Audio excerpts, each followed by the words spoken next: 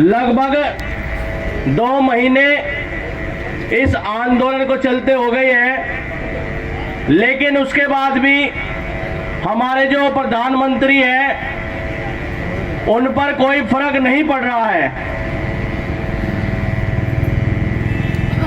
हमारे देश के प्रधानमंत्री एक तरीके से राजा है, और वो राजा, मैं उस राजा को कुछ नहीं मानता जिसके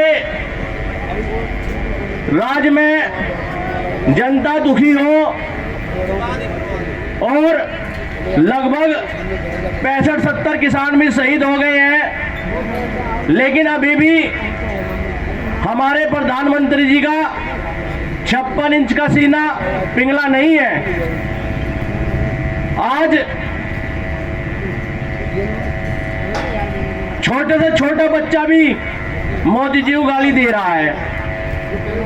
अभी मेरे से पहले जो वक्ता बोले हैं उन्होंने खूब जितनी उनसे कही गई है उन्होंने भी कही है। जो धरने में किसान शामिल है वो भी है, और जिधर भी हम निकलते हैं वहां पर हर जगह हमारे जो मोदी जी हैं गाली खा रहे हैं।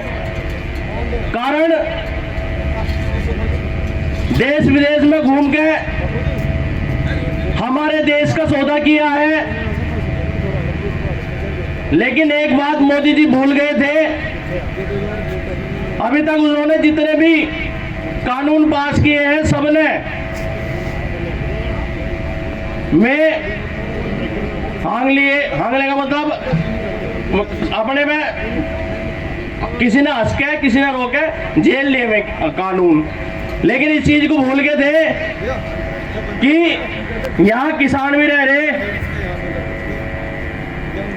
किसानों ने जो 3 बिल इन्होंने किसानों के लिए पारित किए हैं वो किसान हित में नहीं है, और किसान ये चाहते हैं बिल वापस हो। इस कड़ाके की सर्दी में बड़े बूढ़े बच्चे इस आंदोलन को चला रहे हैं, लेकिन मोदी जी की आंखों में शर्म नहीं है और वे किसी भी तरीके से फिलहाल पीछे हटने को तैयार नहीं है। लगातार आंदोलन चल रहे हैं। मैं बता देना चाहता हूं, भारत देश के सभी किसान संगठन और सभी किसान भाई इस बिल के विरोध में है, और चाहे कुछ भी हो जा यह बिल लागू नहीं हम होने देंगे। चाहे जैसी भी लड़ाई लड़नी पड़े, जैसी भी मोदी जी तैयार हो, शांतिपूर्वक लाठी से गोली से कैसे लड़ लो, किसान तैयार हैं। इतनी गोली नरेंद्र मोदी जी पर नहीं होंगे जितने यहां किसानों के सीने होंगे गोली खाने के लिए।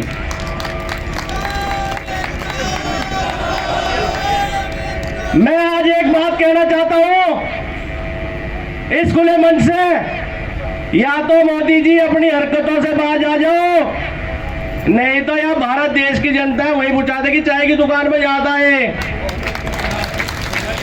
अगर 10 रुपए की चाय बेचनी हो ना तो कानून वापस ना लियो, और सही सलामत 2-4 साल काटने हो, सरकार तो थारी आनी नहीं, चाहे कानून वापस लो ना लो, क्योंकि हमें भरोसा नहीं रहा था। हमें भरोसा इसलिए नहीं रहा, हर तीसरे महीने एक कानून, हर तीसरे महीने एक कानून।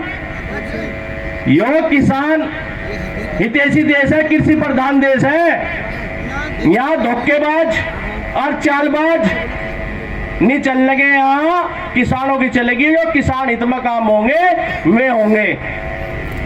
भेड़ बकरी वाला देश नहीं है यो कि जो चाहा वो कर दिया।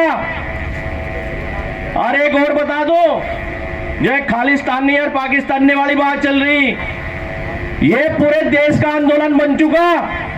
हम सब एक हैं, जो किसान है वो हम हैं, और जो हम हैं वो किसान है।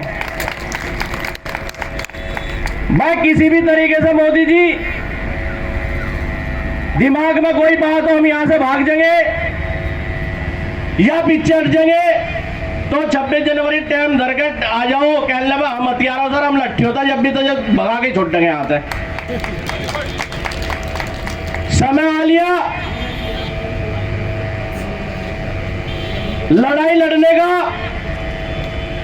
और एक बात मैं आपको बता दूं, जितनी भी नीतियां हैं भाजपा सरकार की, सारी ब्रिटिश काल की नीतियां हैं। जो अंग्रेजों की नीतियां थी वो नीतियां हैं। अब हमें एक काम और करना पड़ेगा, भगत सिंह पैदा करना पड़ेगा और अपने घर में करना पड़ेगा। यो लड़ाई लड़ने के लिए भगत सिंह और चंद्रशेखर दोबारा से बनना होगा। मैं आपको बता दूं, सन 1906 में धरना दिया गया था, ऐसा एक कानून लागू कर दिया था ब्रिटिश शासन ने। 9 महीने धरना चला था, उसके बाद किसान की जीत हुई थी। और मैं आपकी जानकारी के लिए बता देना चाहता हूं, वो धरना